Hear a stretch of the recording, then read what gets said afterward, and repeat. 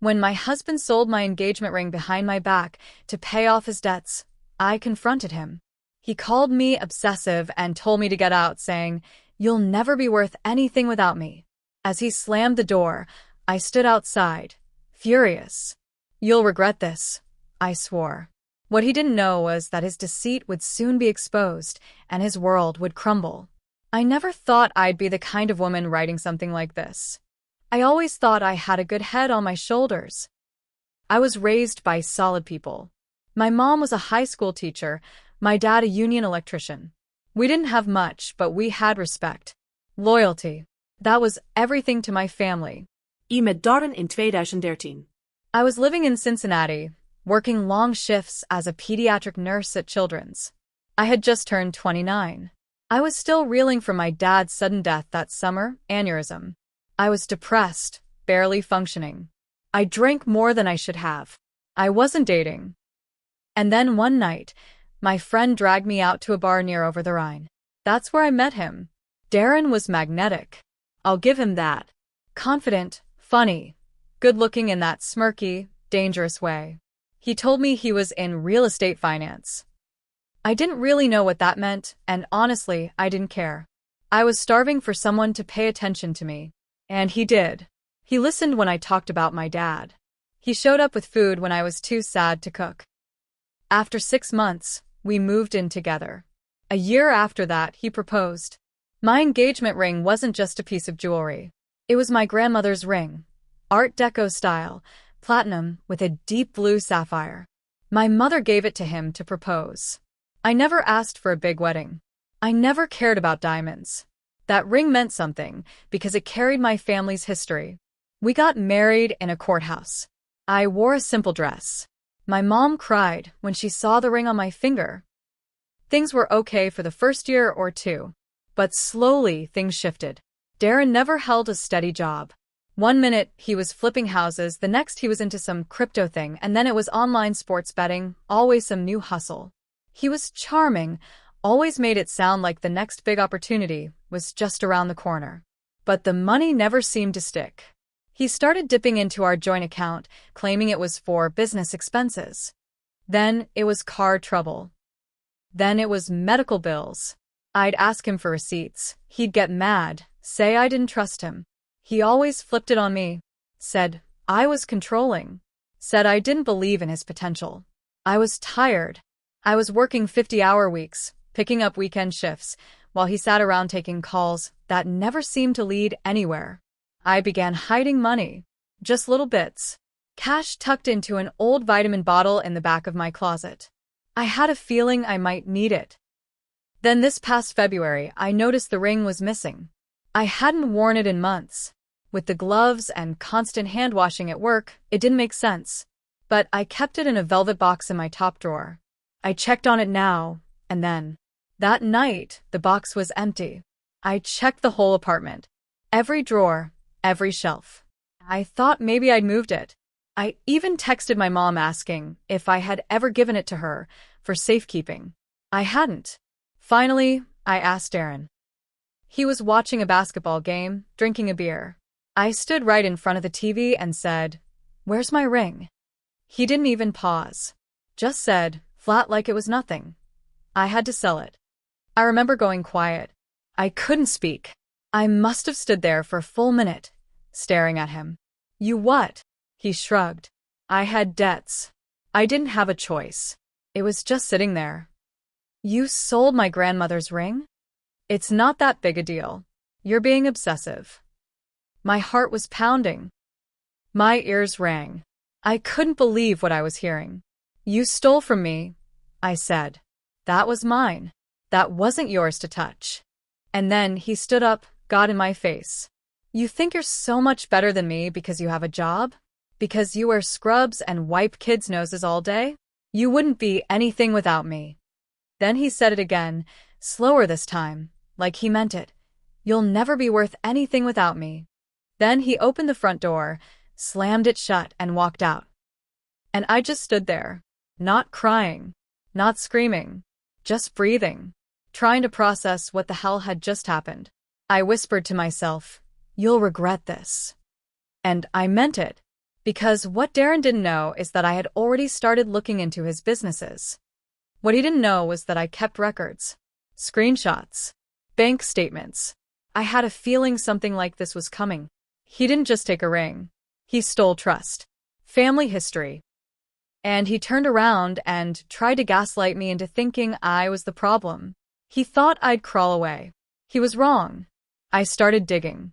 What I found was worse than I thought. After Darren stormed out that night, I sat down at the kitchen table and stared at my laptop. I didn't even take my coat off. I just opened a browser and started digging. I knew he was hiding money problems. What I didn't know was how deep it went. First, I checked our joint account. The withdrawals had been getting larger and more frequent. $800 here, $1,200 there. Always marked miscellaneous or business. But then I found something strange. 3 transfers to a woman named Sherry V. I didn't recognize the name. I copied it down. Then I logged into our credit cards. My name was on 2 of them. I thought they were low balance. They weren't. One had been maxed out at $14,000. The other was over $9,000. I checked the charges. There were cash advances from casinos in Indiana, hotel rooms, steakhouse dinners, and then flowers, jewelry, all recent, all in the last 6 months. That's when I knew he wasn't just lying. He was living a double life. I looked up Sherry V. It didn't take long. Her Instagram was public. 32, blonde, dental hygienist from Louisville. Lots of bikini selfies, lots of captions like, "Life is short, spoil me kiss mark." In one photo, she was wearing a blue pendant that looked suspiciously like the sapphire from my grandmother's ring, set in a different necklace. I felt sick. I confronted him 2 days later. He came home late, reeking of vodka and cologne. I was waiting in the kitchen. "You've been sending money to someone named Sherry." He laughed. Actually laughed. "So you've been spying on me now? You maxed out my cards. You stole my ring. And you think I'm the one doing something wrong?" He stepped forward, close enough that I could smell the whiskey on his breath. "You don't get to control me." I pulled out a folder I'd prepared, printed statements, screenshots, everything. I slid it across the table. He didn't even look at it. "Go ahead," he said. "Call a lawyer. Who do you think they'll believe? You're just a nurse. I know people. You'll end up with nothing." He said it like he meant it. Calm, cold, confident. That was the moment I knew this wasn't about money. It was about power. He thought I wouldn't fight back. But I did. I took the next week off work. I contacted a divorce attorney, one that specialized in financial abuse and asset recovery. I paid her up front with the cash I'd been hiding for over a year. She wasn't cheap, but she was sharp. She said we'd need more proof. So I kept watching him, gathering more. I installed a small camera in the living room, just a nanny cam hidden in a photo frame. I didn't care if it was legal or not. I needed evidence. Over the next few weeks, Darren brought other women into our apartment while I was on shift. 2 different women, not even the same one. He didn't care. He thought I was too weak to act. What he didn't know was that I was already building a case, brick by brick. Then things got worse. One afternoon, I came home early and found my apartment ransacked. Drawers pulled out, couch cushions slashed open. The safe I kept in my closet was gone. I called the police, filed a report. I suspected Darren, but couldn't prove it. My lawyer said we'd document everything. 3 days later, I got an email from an unknown address. No text, just a photo attachment. It was my engagement ring, broken apart. The sapphire gone. The setting bent. Just lying on a grimy towel next to a bottle of cheap vodka. No signature. But I knew who sent it.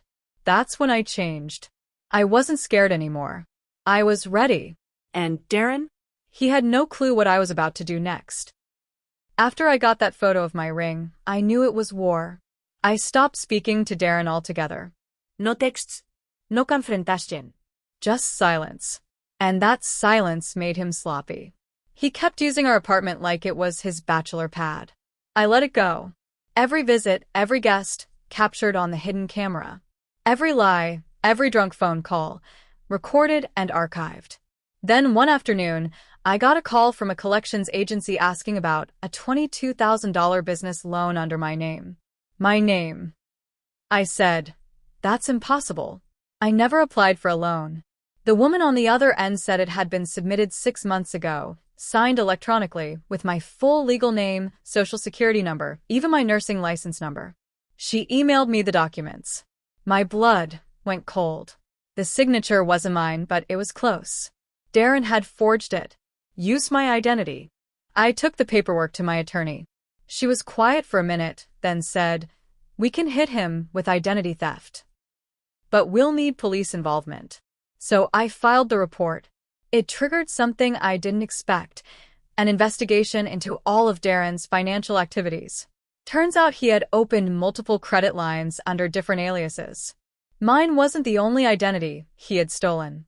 One of his ex-business partners, some guy named Leo, I found him on Facebook.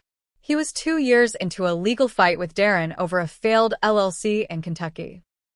Leo told me Darren used to brag about how women were good for two things: money and alibis.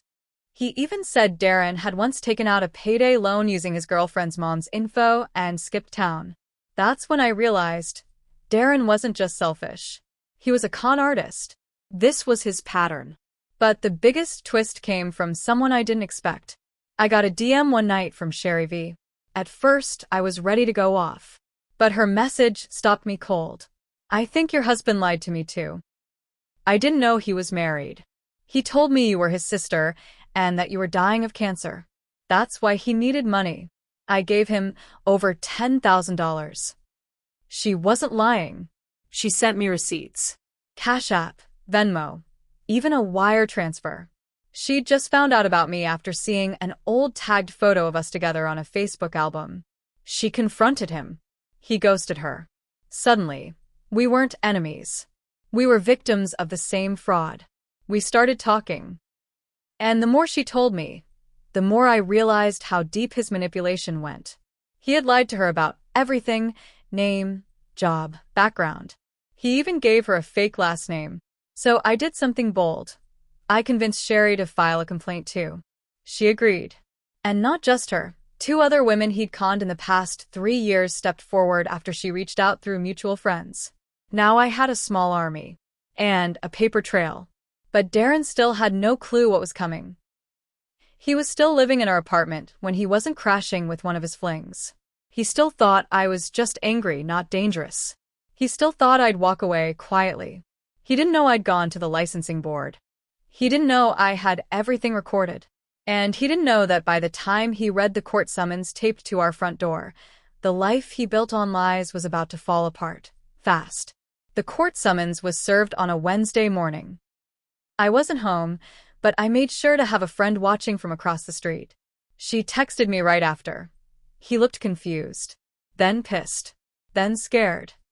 My lawyer filed everything at once: identity theft, financial fraud, divorce proceedings with a full forensic accounting. I'd even submitted video and audio files to back it all up. That same week, I got a restraining order approved. Darren wasn't allowed back into the apartment. I had the locks changed. I bagged up his clothes, his shoes, even his old gym trophies. Dropped them off at his cousin's house with a note taped to the box: "Don't come back. I'm done being scared." The fallout came fast after that. His bank accounts were frozen pending investigation. The credit cards were flagged for fraud. That $22,000 loan? The agency dropped it once they saw the forged documents and the police report. Same with the debt on my name gone. His credit tanked overnight. He tried to get ahead of it. Called me from a blocked number, left a voicemail crying. Actually crying, saying he messed up, saying he only did what he had to do. I didn't respond. My lawyer told me not to. But it was too late anyway. Within 2 weeks, Darren lost everything. His car was repossessed. The fake LLC he'd been hiding behind got flagged for tax fraud. The IRS got involved. One of the women, Sherry, filed a small claims suit and won.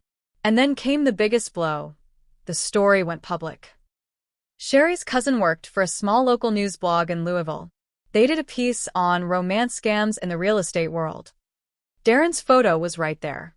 Blurred, but obvious. The blog didn't say his full name, but people figured it out.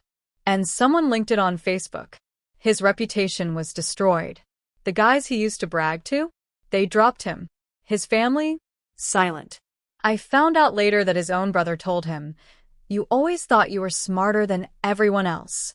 Now look at you." The police didn't arrest him. White-collar crimes rarely play out like that, but the DA opened an investigation. If they can prove the identity theft and fraudulent loans, he could still face time. Even if not, his credit's ruined. His business is gone. He'll never qualify for another loan or lease without someone co-signing. And me? I'm free. The divorce finalized last month. I walked away with full control of what was left of our joint account. My lawyer helped me remove his name from every legal document tied to me. I got my nursing license cleared of any damage, and I'm back to working full-time at the hospital.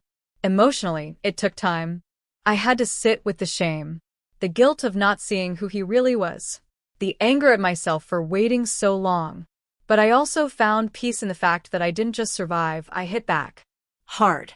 With facts, with truth, with patience. I didn't throw a punch or burn his clothes on the lawn. I destroyed him legally, publicly, and permanently. I wear a plain silver band on my finger now. Not a ring. Not jewelry. Just a reminder.